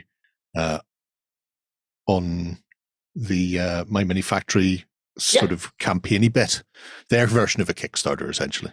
It's basically quite well. It is a Kickstarter where you get the stuff immediately, which also might be called a store. But in a slightly different way, there are still stretch goals. And in general, there is the hype of a Kickstarter. And it's going really well. We have been actually blown out by the amount of support we got in the first 20. It's been less than 24 hours, and we are already doing really well. We are really, really humbled by that. The community building we invested in this year has been pretty intense, and and we actually invested a lot of energies in this specific Kickstarter, but the results are still above anything we expected so far. So thank you everyone for everyone who participated already. Thank you. It's been like really a wild ride, and it's been less than 24 hours again. But yeah, we have 2 more factions. We have a lot more terrain. The idea is that ideally we're going to have 5 factions in total. So there's going to be 1 more at least. But then again, we're thinking about bugs. We're thinking about other stuff coming up. Like there's a lot more coming up. In general, the idea of having more than 2 factions is pretty good, because right now, otherwise you're always playing either the same faction on both sides, which is a bit weird, or it's always going to be the same battle. Having 4 means that there are 6 different combinations, plus playing each individually. It's going to be much better in that. And that's it. Yeah, the new terrain I'm particularly proud of, and I hope it's going to be used in many other games other than just ours. It's gorgeous. Having a look at the detail on this, seeing some of the big images that we saw is amazing. Yeah. It's also practical, because the combination of joints you have, the pipelines that goes around and allows for like line of sight blocking, like just the linear terrain. It's actually very practical in terms of gaming. You can have very, very useful divisions of the terrain to make just like in Modern, having a small table is good as long as you have enough stuff to make it into a maze. To fill it, yeah. I will say I am loving the design for the Union. There's just something about that sort of, low-ish tech industrial feel that's just jumping out and going, Justin, you need to get me and paint me. I walked around a lot of construction sites, and the people around me were very patient with me while I took a lot of photos, and that paid off. Oh no, there's just something there just going, yes. Yeah, for me, it was the conglomerate are the ones that won me over. I just like. That's great. It's the sleek design of it. It's one of those things that I corporate sellout.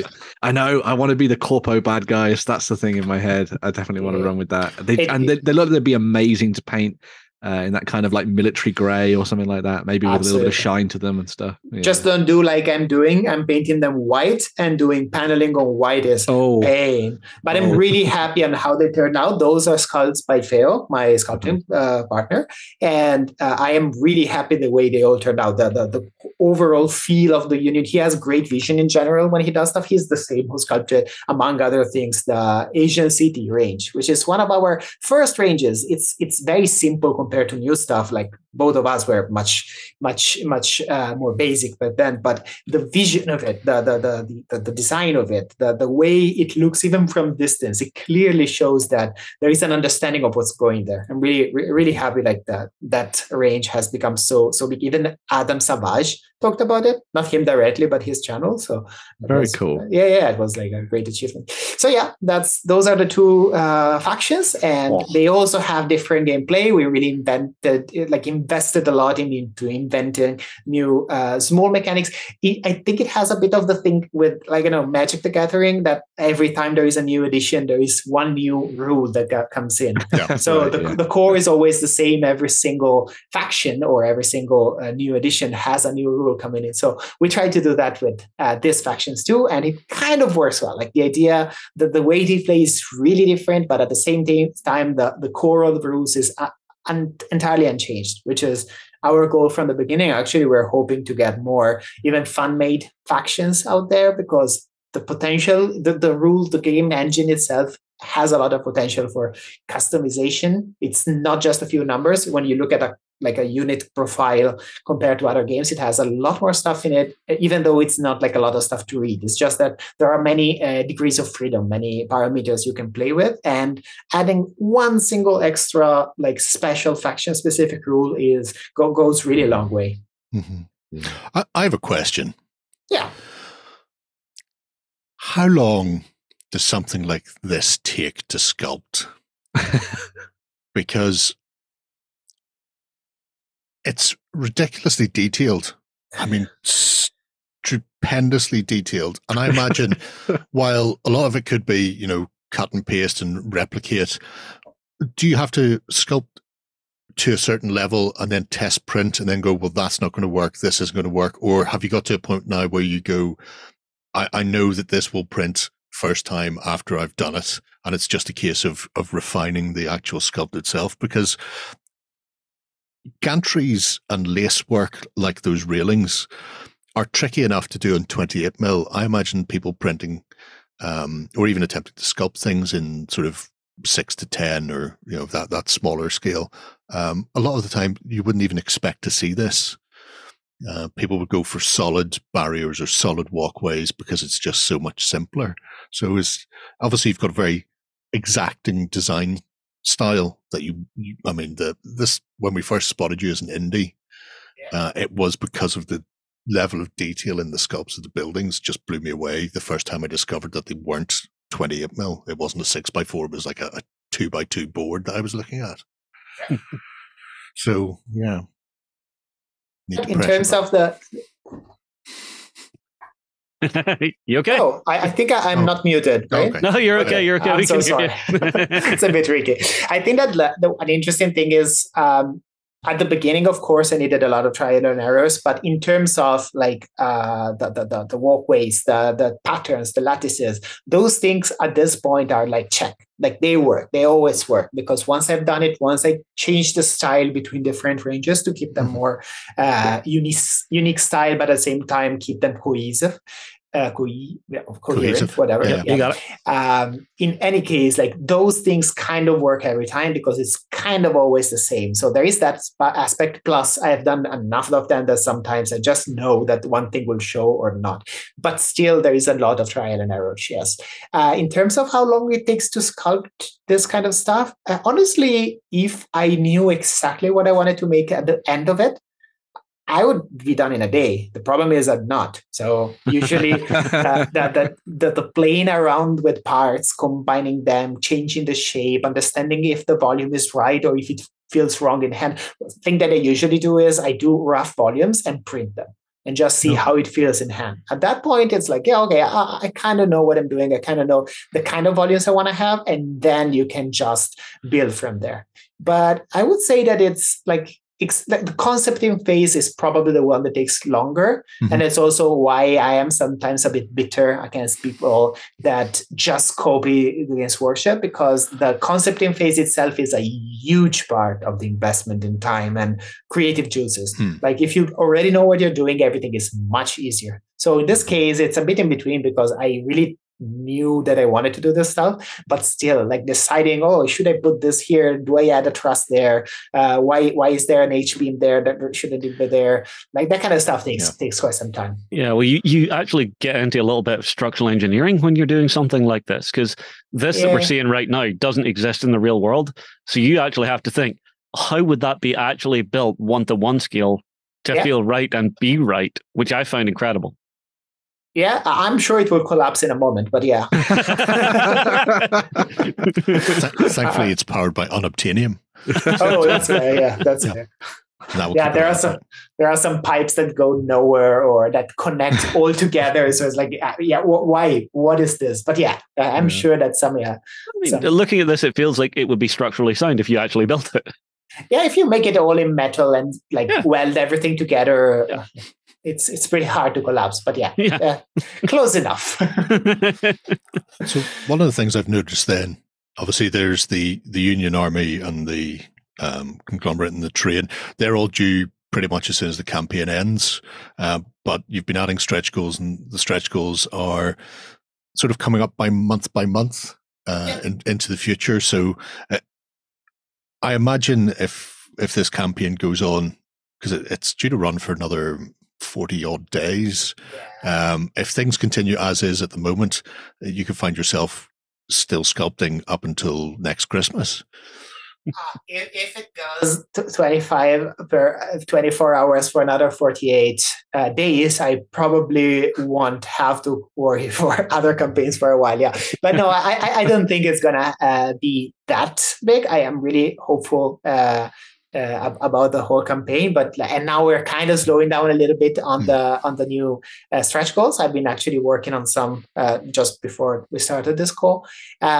No, I think it's gonna be fine. I think we're actually planning the stretch goals in a way that makes sense and we're setting the dates reasonably. Just one thing to clarify, actually all the stuff that is in the campaign is already available. Like if you join, you get it right now. Oh, you get it immediately? Oh. Yeah, all of the stuff is done already, except for one of my behemoths, one of the Union behemoths, because at a certain point we had to prioritize before the start of the campaign. And I really wanted to have everything painted for fancier photos, but I kind of got into a proper burnout. So right now I cannot look at the pots of paints without having a little bit of nausea. So I had to take a few days off, and so I decided not to finish that. But yeah, it's gonna be finished. The concept is there. It's just a matter of a week or two of like dealing with the campaign itself, and that thing is gonna happen. Very cool. But yeah, everything is already available, and the new stuff is going to arrive. We put very conservative dates for the new stuff. So some of the things are relatively small, relatively easy to do, but we just wanted to have the right amount of time to do. Yeah, exactly. But we wanted to have the right amount of time to do them right, to be sure that everything works fine. The battle mats, I'm really, I'm working on Blender to make them. So it's like going to be a render of a 3D scene, but it's something I'm still figuring out perfectly. So I took it like, okay, let's give a few months for that to be perfect. Because that was one in particular I wanted to ask about, because presumably that will be a file then that people can take to somebody like P-Work or GameMat.eu or these companies that print vinyl neoprene mats and go, here's the file, make me that. That's correct. That's the idea. And the idea is that doing it on Blender allows me to have like procedural textures. It allows me to have real-time, like realistic shading, which allows for a little better feel compared to most of the battle mats that are out there that have great vision, great design, but sometimes you can see the same piece replicated around multiple times. We're trying to get better than that in that, but on the other hand, it's something very new. So we'll see how they come out. I am hoping they're going to be really cool. And also the other important thing of battle mats is that one thing we realized in this last year is that the lore and the general feel of the aesthetic of the game really matters. So lore-wise, we're working on it a bit. But the best part of lore is not like having a black library. It's not having huge stories. That's cool, but yeah, whatever. It's more about the little things. So having, I don't know, the name of 5 corporations or 5 union groups, and then putting them around on a map. And you can just see that logo. And if you know what that logo is, it gives you like, oh, there is a story here. There is an extra layer of the same story. Yeah, so, that feeling flavor. Yeah, exactly. Working on the little things. And also a bit of a shout out for the illustration, the first illustration you see in the campaign, like that. I've been working with a very, very good illustrator right now, and I love the way illustrations are coming up. And I'm really looking forward for more illustration of his. It's been really good so far. I kind of want to get that as like an A2 poster. Yeah.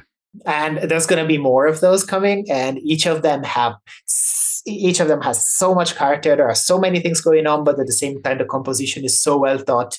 It's really, really great. Sweet, like candy. I'm just going to have a quick look at some of the other stuff on My Mini Factory that you've done previously. So, look, it's more that Vietnam type stuff, Justin.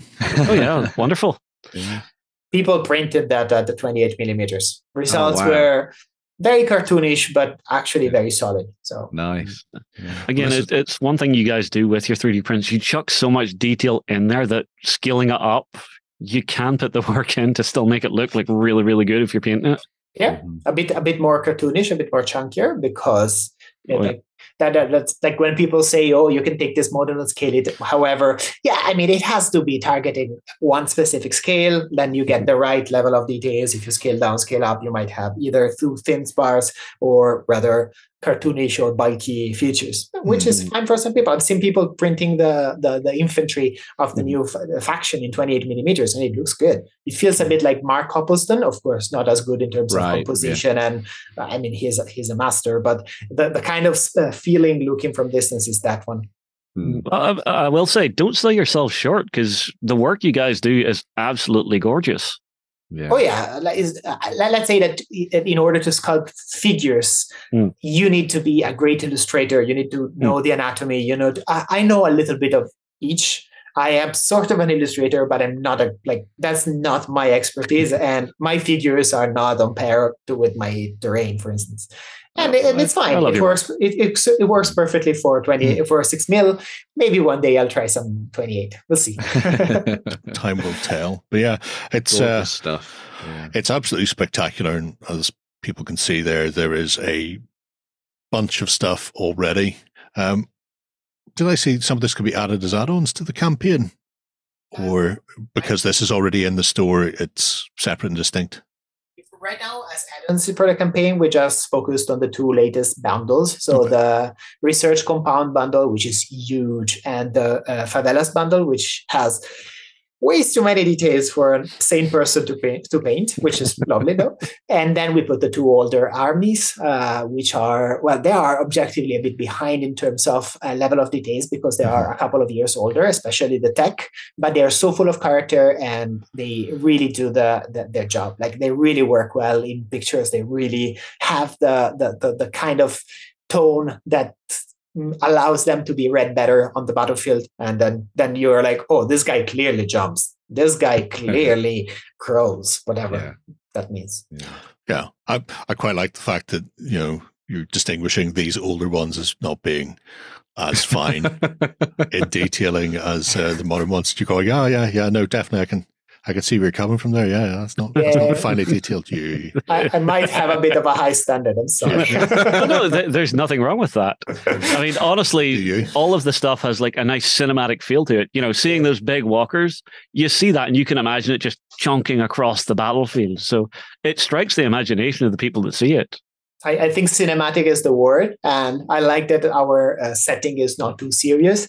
It's not even in a ironic way like Games Workshop, which is, of course, it's a super deep, super developed settings. But it's also there is a bit of and satire. But there is a bit of grime seriousness in it, even in the satire. This one is a bit lighter. It's just like, okay, there are chunky guys that jump around. There are construction workers that finally, I don't know, can use the hammers in a different way. It's more of a like a light comedic tale in a way. Yeah. Amazing. There we go, folks. If you haven't already seen Full Spectrum Dominance, you should check it out. There's a Let's Play. There's a longer interview with the guys from Lazy Forger as well, if you want to check that out. And there are 43 days left on that second wave at My Mini Factory. So if you want to start doing small scale stuff, just go. Another 2 days. Another 2 days of early bird, by the way. So you can save some money. So by the time you see this, there'll be one more day of early bird. That's true. That's true. Get in or miss out. Get in quick. Fill your boots. Rush. Yep. Run. Don't walk to Full Spectrum Dominance. Right. We have some other campaigns to have a look at before we finish off the show. Yeah. And we're going to be starting with Luke Battlemats, or as I discovered, Loki. Oh, there you go. Oh. Yeah, because that's what they say in the video. Oh, there you go. We should probably start saying that. We should probably start saying that, yeah. So Loki Battlemats have got a new campaign over on BackerKit that is just hilarious, right? So normally you'll know Loki from doing all of their awesome Battlemat books that you can dive into and use for your D&D games. One of the things that I think a lot of people suffer from, especially if you're playing a bard, is that to come up with insults and that kind of stuff on the spot can be really taxing. And in some cases you'll be playing and you'll be like, you look like a fish or something. I don't know, whatever. Everybody defaults to the Monty Python Frenchman insults. And you can only do that once or twice per session before it gets very boring. So what better than, rather than a deck of many things, a deck of many insults. Morality advisory. I love it. Exactly. So this is a set of cards, 100 cards that come with 100 insults on them. So if you are one of those people who plays the bards and they love to use vicious mockery, this is the deck of cards for you, because you'll be able to simply draw a card from the deck and just spew out some terrible, terrible, terrible language at your opponents. There are some quite funny options in here. Most of them around the idea of dragons. Like if you put your brain in a dragon, it will fly backwards. Here's a map of all the places you can go beep yourself. All sorts of different things like that. I quite like you're tighter than a kraken's arse at 50 fathoms. Yes. I see. I was thinking just calling someone an orc-rutting son of a tavern whore. There we go. That's another perfect one that you might find within these cards. In addition to that, they've also got their artist, James Hayball, to do 2 quite funny pictures of dragons. Yes. So you've either got a dragon showing its behind.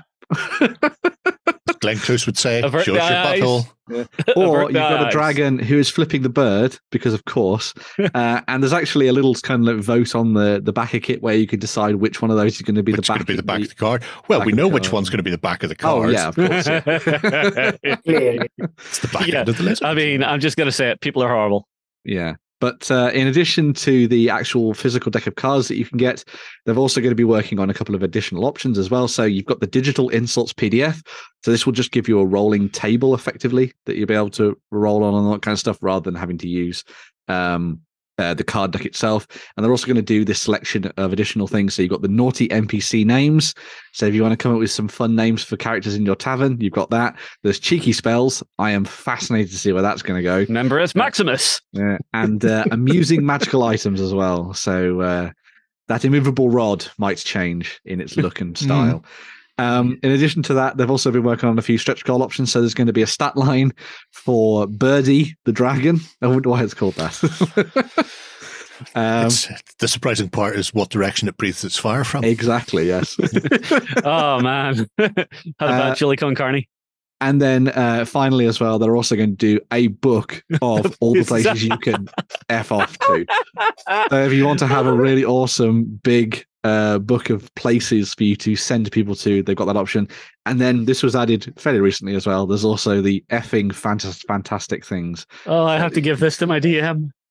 Yeah, so if you are somebody who wants to add the rude into D&D, then this is the way to go. As I say, going to be absolutely hilarious for bards to pick up and have some fun with, I think. So yeah, I will say the little video at the start, because I know sometimes I would click on them and they play little animations and stuff. This one doesn't. It's Tamsin just having a chat about it, but I was in stitches because Matt beeped it and Matt missed every swear word deliberately. So it's like, oh, you're a beep of a womble. Like, what? I was just going, this is just great. I was in tears. Anyway, yeah, I really like randomness anyway. I have their deck of cards, which I use as a microphone stand, actually. So this is always with me, just there. But it's also really good for games because you get, random hits, random attacks, random terrain, all sorts of randomness. And I like the idea of random insults. They're good. I might get them just so I can keep them on hand for weekenders.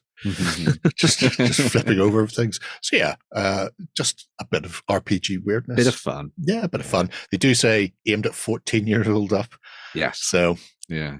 It's got sweary insults. I think you'll find swearing is big and funny. Yeah. Kids under 14 love swearing as well, so don't feel you have to restrict yourself to 14. I will also say that the stocking fellers for the children. That Loki are also going to be working on a new Kickstarter coming out next year as well, which is another big one, full of awesome maps and all that kind of good stuff as well. And they're also going to do like another big giant book for wilderness encounters too. So keep an eye out for that stuff in the near future from Loki. Sweet. Sweet like candy. Right. So we have a couple of Kev Adams Kickstarters to go. Oh, I see what you've done here, Jerry. Yeah. Because it finishes in 2 days. Yes. So I felt like adding the other one that also finishes in 2 days. So, don't worry, I'll add it in. Moral choices. Yep. So we're starting with the work from Old School Miniatures, who are working on a set of Kev Adams goblins. So everyone will know Kev Adams as the Goblin Master himself. That is his name. And he will go by nothing else, and it is now on his... he's changed it by deed poll. Yep. So yes, this is a set of very cool goblins for you to use, as these are the basis for a warband, maybe for use in some D&D games. Perhaps you can add these in and use them alongside an existing army from your old Hammer collection. But you'll be able to dive in and put together the barn door stickers, who are your new awesome archers. So you get the command group that you see there, which comes with the leader, the champion, the standard bearer, and the musician, with that finely crafted skeleton style bell. I think that's very nice, very cool. Like a glockenspiel. Exactly, yeah. But Get you dead, we're hungry. But then you also have, I think it's 3 sets of goblin archers as well. So there's a couple of those ones for you to play around with. Obviously, this means that you can build up a very nice regiment with these to use in your sort of mass battle style games, or you could just use them as your warband and in fantasy games as well, if you like. And they're all they're all very unique, which I think is really nice. Well, right off the bat, having 16 individual archers for one regiment is great before I start hitting duplicates. I mean, you will never know how happy I am after years of fielding 3 models. You know, the command group of 2, and then everybody else is all the rest. Yep, that's just how things go. In addition to that as well, there's also a set of heroes for you to play around with. So these ones are quite good. So you've got Gangrene. I wonder where that name came from. Obviously, you got Gangrene, the champion there, looking particularly awesome and ferocious. I love that pose. I think it's so cool. Big, beefy goblin with his nasty sword that's clearly been hitting a few things. Yeah. He's kept the rust off it, which is good. Yeah. Someday he may discover what a whetstone is. Get those chips Burnish out those chips. Yeah. +1 damage for saw edge. Yeah. But then you've got a couple of spellcasters as well. So you've got Abra the Small, who is that chap there with that Warren mushroom wand. Let's leave that one alone. And then there's also Kadabra, the not very big. Isn't Kadabra the not very big controlling Abra the Small with that puppet? Possibly. But yes, so you've got Kadabra, the not very big there, who is meant to be the apprentice, but maybe, as you say, Justin, there's some shenanigans going on there, which would be quite interesting. So if you're looking for a couple of spellcasters to use as part of your goblin force, you've got those options there too. The other thing that's really nice about this campaign is that they're using it as the baseline to build up a much bigger collection. So they want to do, they'd love to do like a full goblin army, all again under the guidance of Kev Adams and the sculpting as well. So it'll be really fun if this goes well and the backing comes through at a higher level and all that kind of good stuff, which it is. And from there, hopefully we'll see even more awesomeness from Kev Adams and Old School Miniatures as the army grows. So yeah. Doesn't include the shield. That's all right. I have enough goblin shields to last me forever and a day. So that's all right. Early bird, she's gone. Because like I say, you've only got 2 days left on this, folks. Fill your boots. Hurry. But yeah, if you want to get some classic old hammer goblins, they are just absolutely fantastic. And they'll match. And we know the match because Kev Adams pretty much did all the old ones. Every goblin for every company in the UK for about 20 years. Heartbreaker, Marauder, Citadel, you name it, he's sculpted for them, which is why goblins always look so good and always match.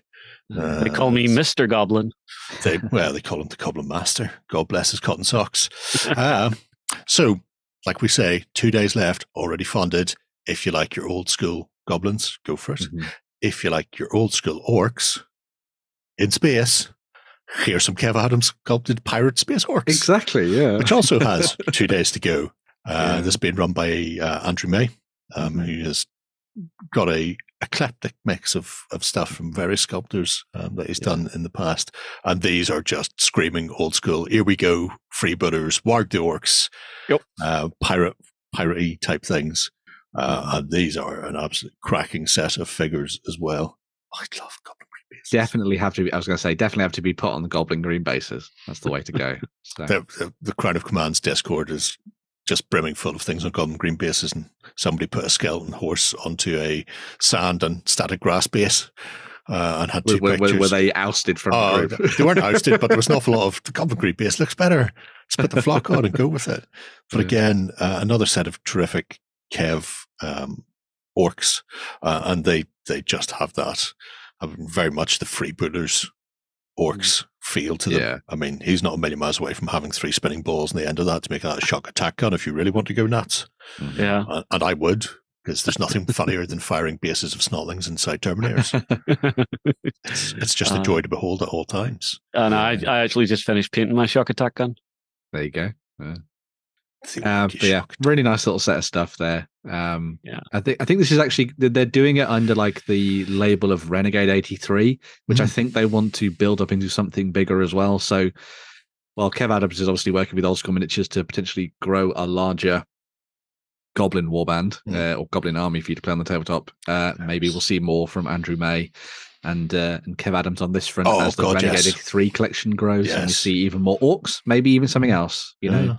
Space Elf Corsairs, something like that. That could be kind of cool. And if anybody wonders how I found it, yes, it was because they're all posed in front of Fugu Adobe buildings. That's 100% how I found this.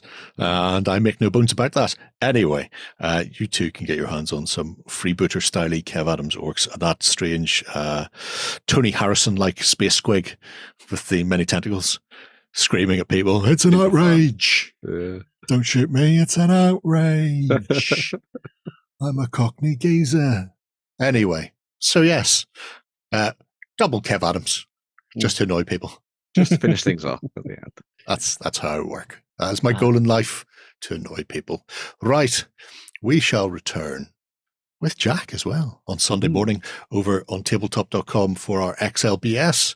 If you haven't joined us over there, you can get a 30-day trial. Join us for free. We'll have a chat, a bit of a witter about hobby, have a look at what the community's been up to. It's very relaxed. It's good. We like it. Also, while you're over there on Tabletop, don't forget to comment on this video if you want a chance to win that Legion box. Right. We shall see you on Sunday, or we'll see you next week. Until then, have a great week of gaming. Bye-bye. Go ahead and check out our other content on screen now. And while you're at it, why not hit subscribe and remember to ding our dong. Go on, you know you want to click it. Go on.